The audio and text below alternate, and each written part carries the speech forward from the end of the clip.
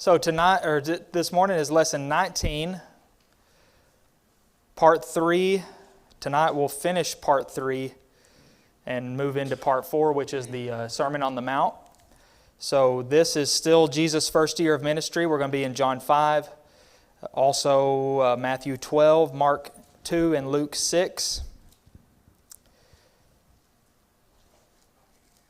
Looking at Jesus and the Sabbath day. And then at the end, well, hopefully not too close to the end, we'll look at a little bit of a side note off of this and how to study the Bible based on these texts here. We're going to be in John 5 later this morning also, so I would like to, as much as possible, not spend too much of our time this morning in John 5. But we have seen that Jesus has started His ministry, His public ministry. He was in Judea, then He went to Galilee and continued His ministry there, really began His ministry there. And now we're going to be starting the second year of His public ministry, even though this section is titled the first year of His ministry. But that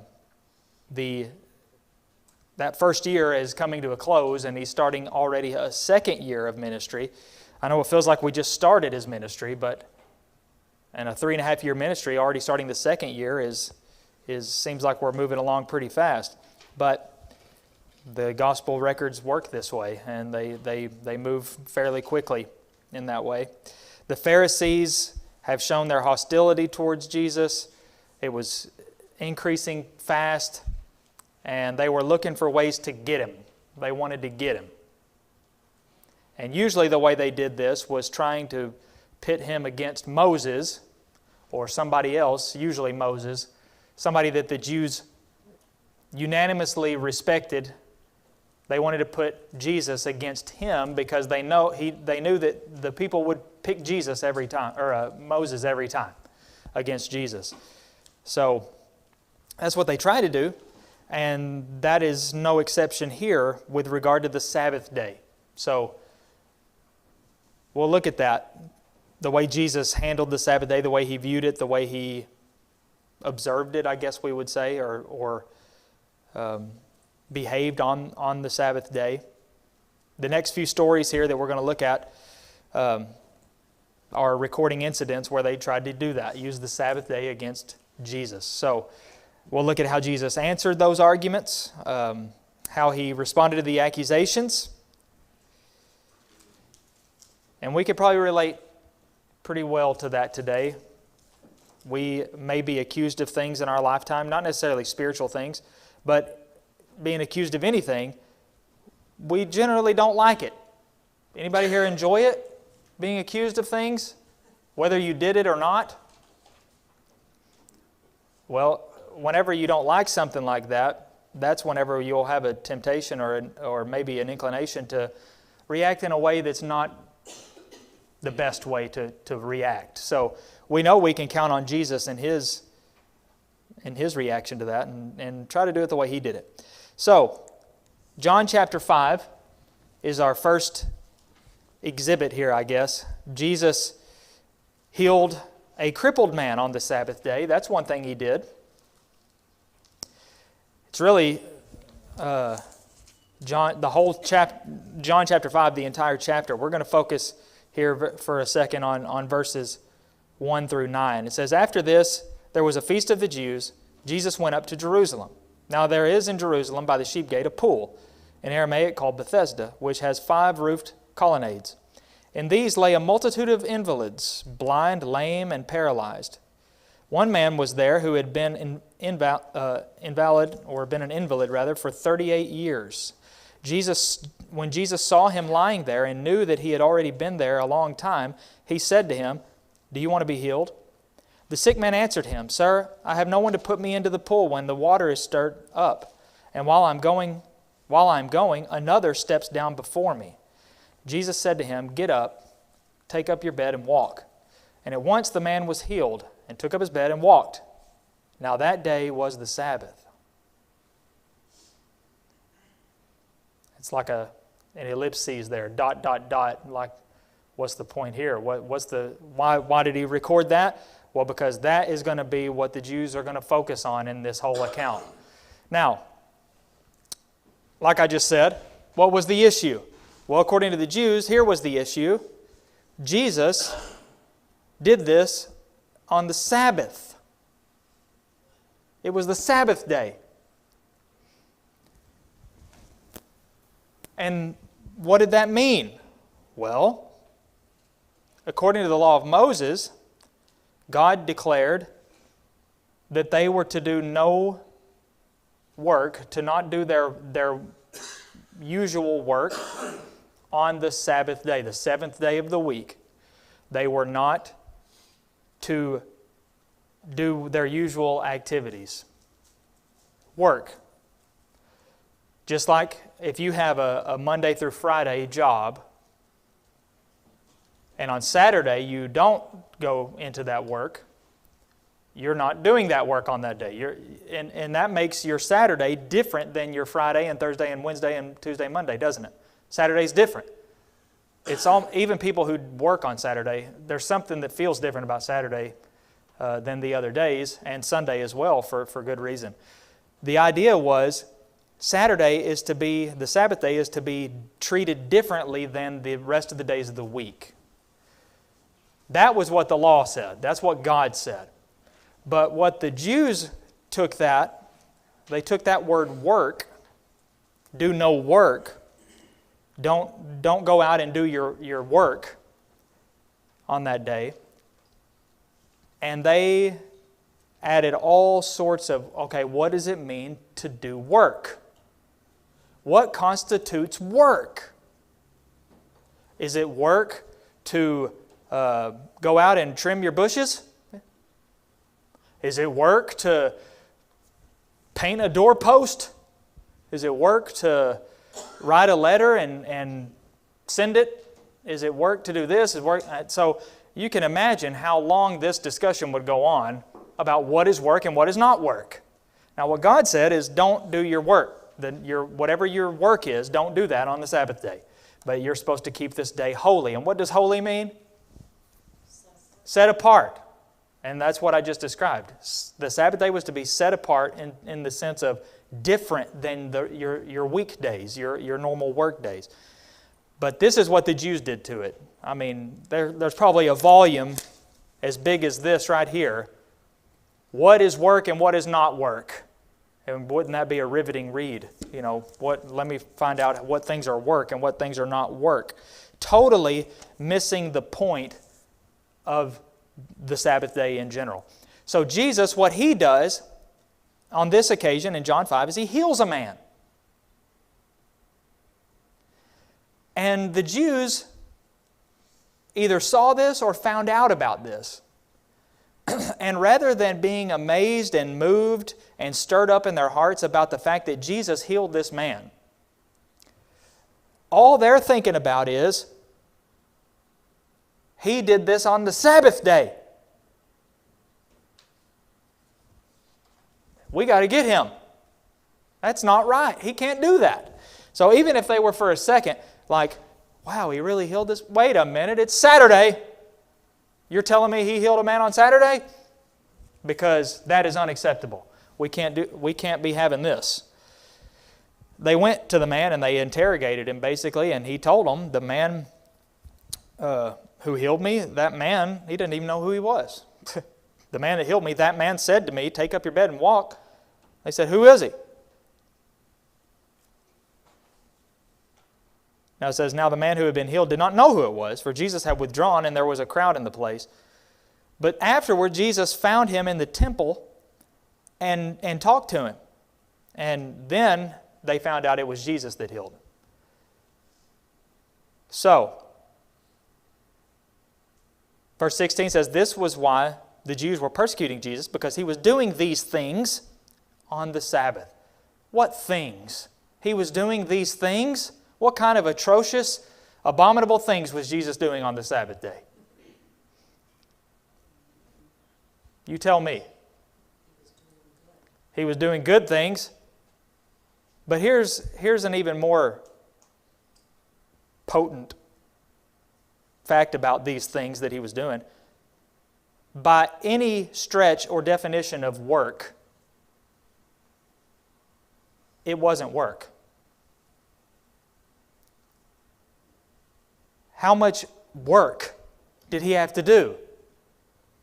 Well, how much energy did he have to expend in verse 8? Somebody read verse 8. And Jesus said to him, "Arise, take up your pallet and walk." All right, are you fatigued? Are you exhausted from that? Terribly speaking. Okay, well, Angie's exhausted, but I bet Jesus wasn't. And she read more words than he actually said, because she also read Jesus said to him, and I bet Jesus didn't say that. So he just said, get up, take up your bed, and walk. That's not work. That's all it took. And so I point that out to say, even by the Jews' over-exaggerated expositions about what work is, Jesus did no work.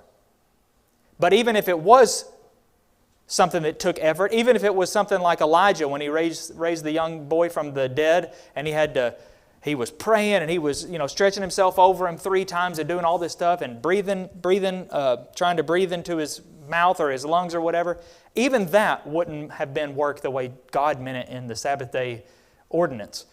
But they accused Jesus of doing illegal work activities on the Sabbath day. Yeah, Joe? The Sabbath was set apart. I refer to it as a day of appreciation. In other words, I don't think the Jews just slept all day. Yeah. In other words, God set it apart for man to refresh himself. And the way you refresh yourself is you rest, but if you take time to think and appreciate what God's done. I mean, on the seventh day when God rested, I don't think he was exhausted at all. But after each day, it was good. Yeah. He appreciated accomplishment. I think he still does. And man can just work themselves to death if they don't pay any attention. Yeah. You have to have a day to refresh yourself and be grateful and appreciate what God's done. Yeah, and we wouldn't just assume that if God hadn't ordained it in the law. A more spiritually minded person might think and come up with that on his own. Like, I would like to take one day of the week to not do my normal work. Somebody could have come up with that, but in this case, God told them to do this. He commanded them. And like I said, the whole idea is it's different than the other days. Monday through Friday, for those who work, I call it a traditional Monday to Friday, 9 to 5, you're almost on autopilot, aren't you? You get up the same day or the same time every day, you go to work, you're at work, you come home from work, and then you probably do the same things when you get home from work. And then it's like you get through the whole week and now it's over, and then Monday morning you're going to be back doing the same thing again. But if you did that on Saturday and Sunday is going to be exactly the same as Monday through Friday.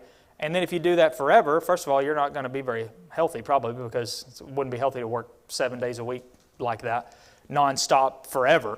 But spiritually speaking, you're going to be in that autopilot, repetitive routine mode every day, and you're not taking any special time to reflect on God and the blessings that He's given. That was the purpose of the Sabbath day, to break up that routine order and have a special day, and it was based or grounded in the Sabbath, or the seventh day of creation, when God rested from His work of creation. He didn't need rest like we think of rest. He rested in the sense of He stopped. And that was a day that was different than the other 6 days. So that was the Sabbath ordinance. Now, Jesus responded to them now, and here's what His answer was. My Father is working until now, and I am working.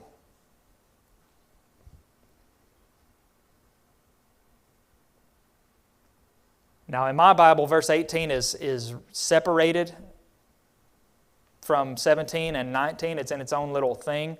I don't know if that's necessarily convenient, because it is a very important verse to explain that statement, because that might not make much sense to us if we just read that. What's the big deal?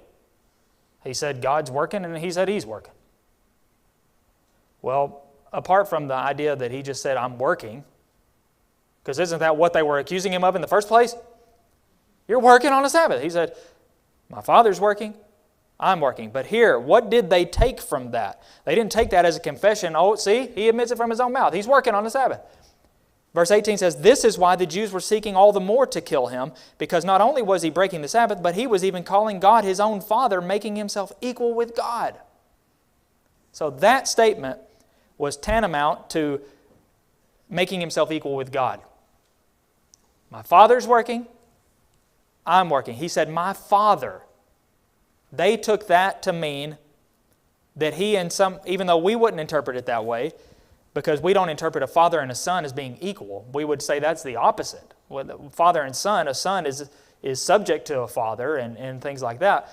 But the significance of Jesus calling God, Jehovah, my Father, was making himself equal somehow with God. And that's why they wanted to kill him even more. Now he's a Sabbath breaker and a blasphemer. So, the thing is, what Jesus said was absolutely true. Making himself equal with God, well, in the way that they're talking, meaning it, he was equal with God. He was subject to the Father, yes, but he was God in the flesh. And so that was the problem, was that it was true. And yet they called it blasphemy.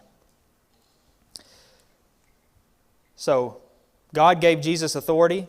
Others gave witness to Jesus and his authority. John gave witness. The Scriptures gave witness. God gave witness. Moses gave witness, even Moses. So they should accept that. Whoops. But, of course, they didn't accept that.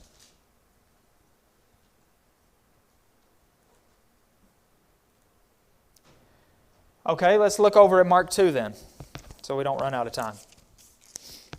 Mark 2, 23 through 28.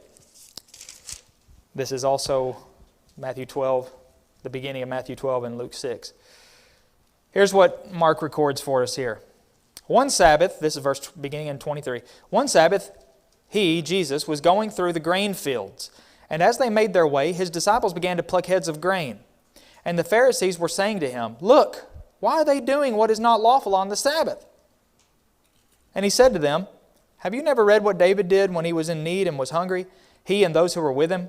How he entered the house of God in the time of Abiathar the high priest and ate the bread of the presence, which it is not lawful for any but the priest to eat, and also gave it to those who were with him? And he said to them, the Sabbath was made for man, not man for the Sabbath. So the Son of Man is Lord even of the Sabbath. Okay. There is some difficulty in this account, but what's not difficult is the first little bit, okay? We'll go ahead and point this out. What Jesus' disciples were doing on this occasion was not unlawful in any way. It wasn't unlawful in the sense of, why do they think they have the right to take the heads of grain from that field? That was not unlawful. They had a right to do that. It was a provision in the law of Moses for them to be able to do that. That the farmers, the land keepers were not to harvest the outer perimeter of their fields for the express purpose of allowing passers-by, travelers, to do what they're doing right here. That was a gracious provision that God provided for sojourners and travelers to be able to do that. So it wasn't unlawful in that sense, nor was it unlawful on the Sabbath day for the same reason that healing a man on the Sabbath day was not unlawful, because they're not doing what God said not to do. For one thing, these men, they weren't farmers on any day.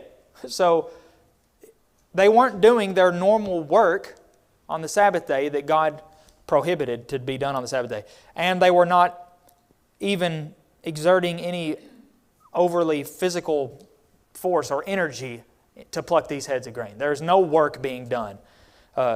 Just by the way, it was not lawful for people to, take an Easter basket with them down the road and start plucking all the grain and making a big collection. That was not right. That was not lawful. But as they were able to take and eat some and then keep going. Just a little caveat there. But nothing that they were doing on this occasion was unlawful. But the Pharisees said it was. Now, Jesus is going to respond to this criticism or this accusation, just like He did before.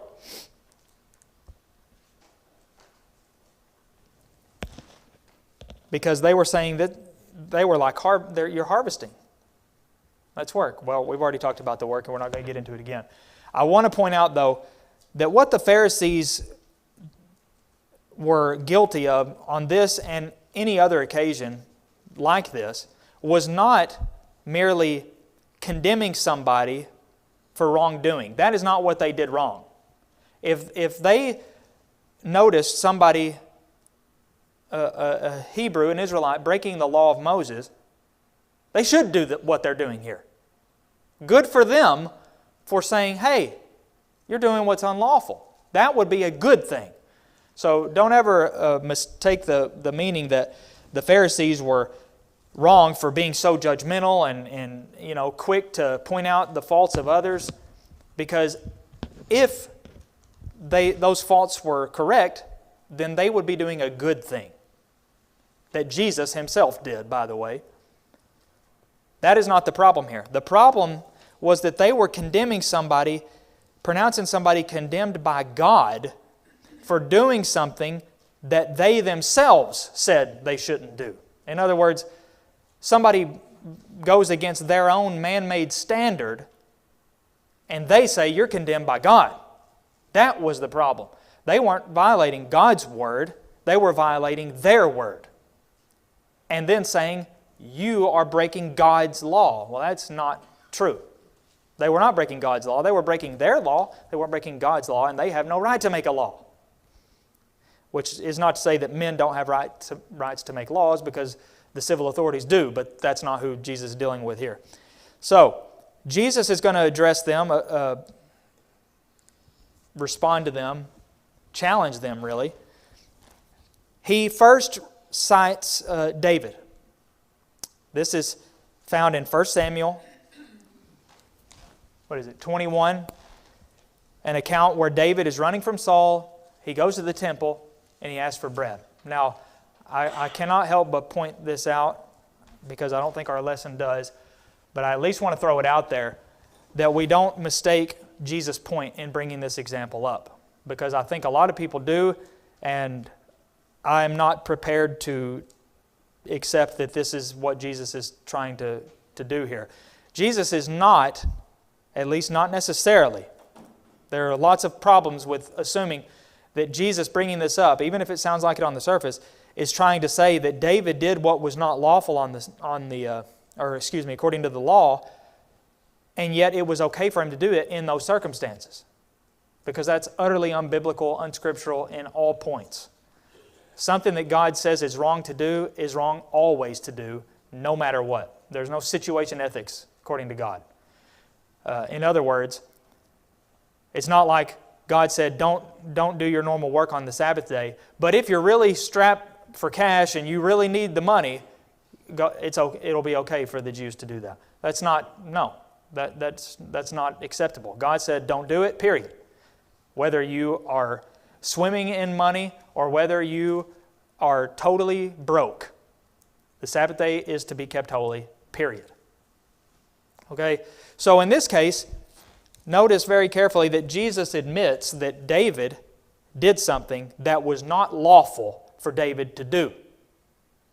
He ate that showbread, the bread of the presence, the ESV calls it, which, Jesus says, it is not lawful for any but the priest to eat. Now, was David a priest? No. Did David eat the bread? Yes. So David broke the law. Period. Simple as can be. So why is Jesus bringing this up then? Didn't he just defeat his own point? Well, apparently, the accusers that he's dealing with right here, they openly excused David for doing that. They had an excuse for David. They said, they were the ones that said, David was innocent in this. He was not guilty for doing this. Yeah, the law says that, but this was a special circumstance, and David, it was okay in this instance. So in that case, Jesus is really defeating their way of thinking. He's exposing their contradiction. So you're going to make an excuse for David, who blatantly disobeyed the law, but now you're condemning these men who have not broken the law? How does that make sense? So you excuse people who did break the law, but now you're condemning people that haven't broken the law. So look in the mirror. You need to, examine yourself, he's saying.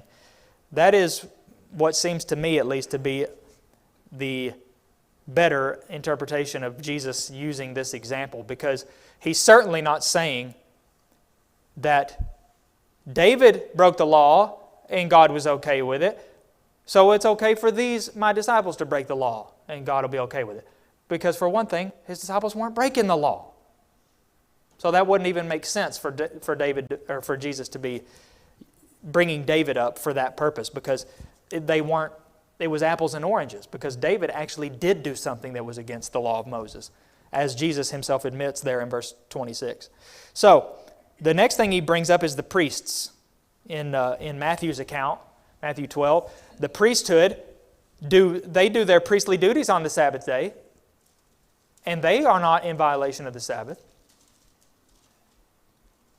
So he got them there too.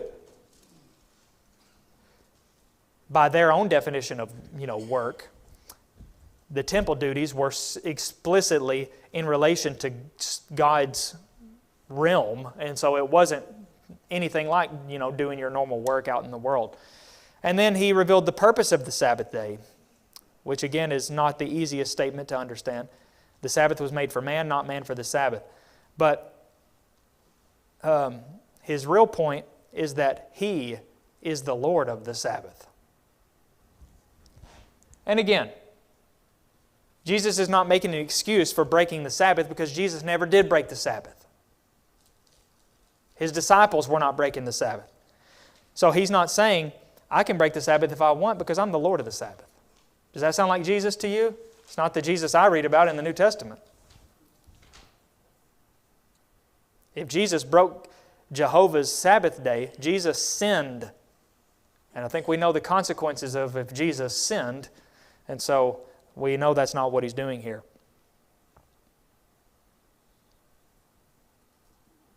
What they were guilty of is making man really a slave to their own version of the Sabbath day. God did not intend for the Sabbath day to be the way they made it.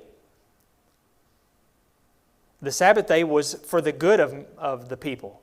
It was a good thing for their benefit, and it was not to enslave them and put this heavy burden on them. It was a very simple law. Keep it holy, separate and set apart from the other days. Don't do your normal things, what you do the rest of the week on that day. Keep that day different, separate, holy to Jehovah. Yeah, Joe? In Luke 11, he specifically says that the Pharisees did right by doing the tithe and mint, but they neglected the greater things. Yeah. And so then in Matthew 5, he says again, for I tell you, unless your righteousness exceeds that of the scribes and Pharisees, you will never enter the kingdom of heaven. So you're right, he never really condemned the Pharisees for condemning sin, but they neglected other things. They were more worried about their opinion and rules and their own man-made legislation than they were God's law. And yeah, Jesus said, unless your righteousness exceeds that of the scribes and Pharisees. Well, we have to understand that the people that Jesus said this to would have viewed the scribes and Pharisees as, like in another league. of righteousness that they could never attain. But what was Jesus' point? Was he talking about their amount of righteousness? I don't think so. Their brand of righteousness is more likely. What kind of righteousness did they have? Well, it was self-righteousness, if nothing else. Righteousness in their own eyes, according to their own standards and own opinions and views. So, yeah, certainly, our righteousness has to exceed that, because that's not even righteousness. That's just self-pride and self-service, really. So, yeah, their righteousness is a righteousness that is worthless. So you have to exceed their righteousness, or else you can not enter the kingdom of God, for sure. Okay, very quickly, Mark 3. Jesus is going to do something else on the Sabbath. He's going to heal another man. Mark chapter 3 says, again, he entered the synagogue, and a man was there with a withered hand. And they watched Jesus. Him, the Greek says, but Jesus is who him is. Not the man, but him, Jesus. To see whether he would heal him on the Sabbath day. That gives the meaning there. So that they might accuse him. So they're watching Jesus. Let's see if he's going to heal this man. There's a man with a withered hand in the synagogue. Let's see if Jesus is going to heal him. See, isn't that spiteful? I mean, their hearts are as black as can be. They are totally. They're looking to see if... Now, a lot of people might be watching Jesus to see if he's going to heal somebody. Wouldn't you be? I would be. Jesus is here. A man with a bodily deformity is here. If I put two and two together, we might get to see something today. You'd be watching him, I'd be watching him. But they were watching him so that they might accuse him of breaking the Sabbath again. Don't you think Jesus knew that they did this? I bet they did it every Sabbath day, every Saturday. They were watching him. So why did he continue to do this stuff? He did it on purpose. It shows us what Jesus thinks about their Sabbath regulations, or any man's laws and rules that they have no right to be making. Okay, so Jesus said to the man, verse 3, with the withered hand, come here. Oh, now here it goes. And he said to them, all right, he said to them. He says to the man, come here, buddy. Come up here. Then he says to them, see, he knows what they're doing and what they're thinking and what's going on. He says, is it lawful on the Sabbath to do good or to do harm? Or to do harm, or to save life, or to kill? That's kind of a loaded question.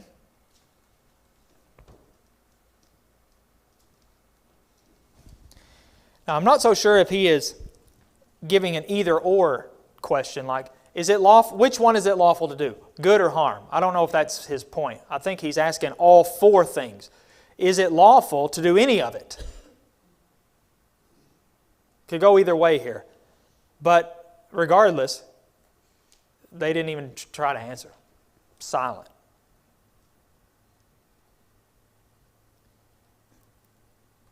And he looked, this is one of my favorite verses that only Mark records, like in this language.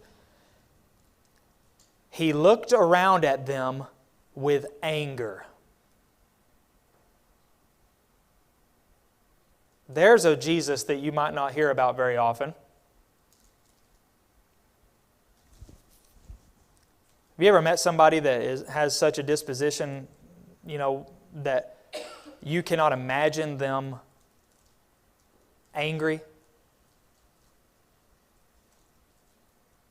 Or, it's just the way they are that you just can't picture.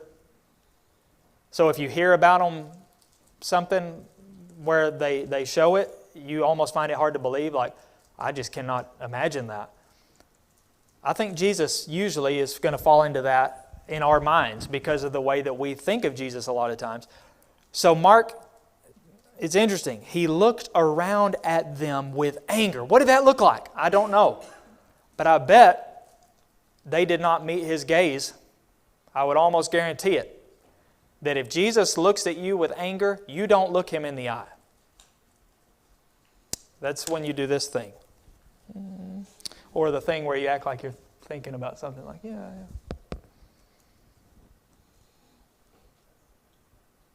Jesus looked at them with anger. But why? Why was He angry? Because of their hardness of heart. He was grieved at the hardness of their hearts. That's why He was angry. So He said to the man, stretch out your hand. He stretched it out and it was restored. Did even less than He did the last time in Mark 2. He didn't do anything but tell the man to come up there, and then He told the man to stretch out his hand, and he didn't touch him or anything. He said, stretch out your hand. Stretch out his hand, boom, there it is. Perfectly whole, healthy. That is as close that we might get to seeing Jesus do something that you might call a taunt, or, in your face type thing, because He knew what they were thinking. He knew their hard hearts. He knew their malice toward Him, and He intentionally did this up before everybody. He knew that they were waiting for Him to see if He would do it. And He said, when they didn't answer, He gave them a look that would curdle milk and said, stretch out your hand, and He healed him right there, knowing what they were looking to do. And that's what we read in verse 6. The Pharisees went out and immediately held counsel with the Herodians against Him, how to destroy Him.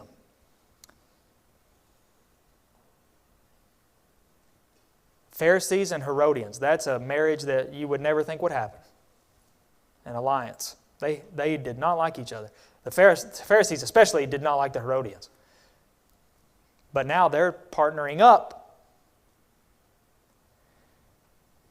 Strange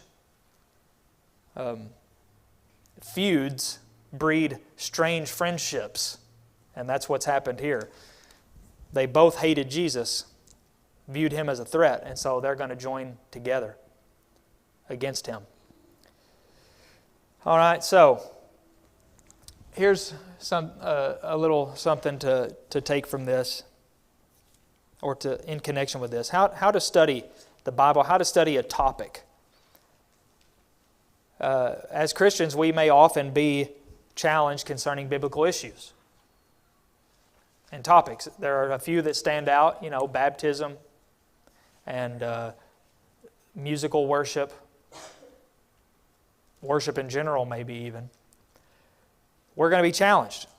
Well, we can learn from the way Jesus dealt with challengers and things, even if they're not challenging Him about things that we might deal with. They still challenged Him in terms of God's law, God's will, like on the Sabbath day, and we need to take note of His responses. He used examples. He used the example of God in John chapter 5, the example of David, notwithstanding the difficulty there, the example of the priest. Why was He bringing these examples up? Well, to prove something, whether it was to prove that they were using faulty reasoning or interpretation, or to prove that what they were saying was not even correct. It proved it. Whether they accepted it or not, it still proved it. Because an objective, logical point and argument, especially based on Scripture, proves one way or another. So Jesus used all these methods. He claimed he reminded them of the purpose of the Sabbath. He said that He's the Lord of the Sabbath. He asked them, is it okay to do good on the Sabbath? And by the way, it was. God also had things in the law about that. If you're going down the road and you see somebody's, the oxen or the donkey or whatever has gone off into a ditch or whatever, and you are walking by, you don't just keep walking because it's the Sabbath day, and I'd love to help, but I can't work. And if it's your donkey or ox or whatever, you can't say, well, ox, I really wish you hadn't done that today because it's Saturday and now I got to leave you here. If you're going to fall in the ditch, fall on a Friday. No, God said, you can get that thing out, and you can help your neighbor get him out. In fact, He said, you better help him. So it was not about all work, but God and Jesus says here, is it okay to do good? Well, they knew it was okay to do good on the Sabbath day. How could it not be? And so how could they say it was wrong to heal a man on the Sabbath day? So good examples that Jesus gives about in His responses to help us respond to maybe critics that we face. Hermeneutics is the branch of knowledge that deals with interpretation, especially of the Bible and literary texts. So hermeneutics is very important in Bible study and understanding. How do we know if we are following God's will according to the Bible? Well, here's a way, 3 ways. There is explicit command. Jesus made it very clear that He was God and He has the authority therefore. Therefore, if He says to do something, we better do it. Right? Sometimes it's called direct command, but I don't like calling it direct command because, strictly speaking, there are no direct commands in the Bible. God did not say anything to you in the Bible. He said things for you, but not to you. And so some people might pounce on that as being absurd that there's such a thing as a direct command. But there are explicit commands, things that God said, you shall do this or you shall not do this. There are examples. Not every example is one we should follow, but if it's an approved example, an inspired example that's approved by God, we should follow that. And then there's necessary inference, which is when, A equals B and B equals C, therefore A equals C, that kind of thing with regard to the Bible that may give us answers that we can't find, easily or directly on certain issues. So these are the 3 areas really of how to know that we're following God's will. There are 3 principles that people do not honor today. And that's why there's so much difference of opinion on the Bible, because of a lack of respect for the Bible's authority. But if we have approved examples of somebody doing this or that, then we should imitate that. If God commands something to be done, for instance, in 1 Peter 2, Paul said regarding the public assemblies of the church, he says, I desire, which is the same as saying I command, that the men pray. And he means out loud, publicly. The men do that. Well, that's a command. I mean, that is an explicit statement that we must take as authoritative because it's in the authoritative word by an inspired apostle. Now, on the other hand, we have an approved example of, and it's really almost in between, that the church in the first century, the church that Jesus built, worshiped God with song, but they used their voices only. That's an example that's approved. And historical testimony supports that. It is secular, confirmed in secular literature as well, that the first century Christians, the early Christians, did not use musical instruments in their worship. Now the Jews did, and the church was made up of Jews at first, and yet they didn't use them. So it makes you wonder, why did they stop using them? Well, can't say for sure, but we can say for sure that they did stop. And so, is it really worth risking? That's Russian roulette, is what I would call that, spiritual Russian roulette. And I would say it's even beyond that, because Paul explicitly mentions singing. If he didn't mention singing, then it would be much grayer, and we would have to say, well, you're right, the New Testament doesn't mention musical instruments, but we can't say one way or another. But in this case, he does mention singing, and so that is that. So you have to look at the context, you have to look at the text itself, supplementary texts. Got to take it all into consideration. Any thoughts or comments?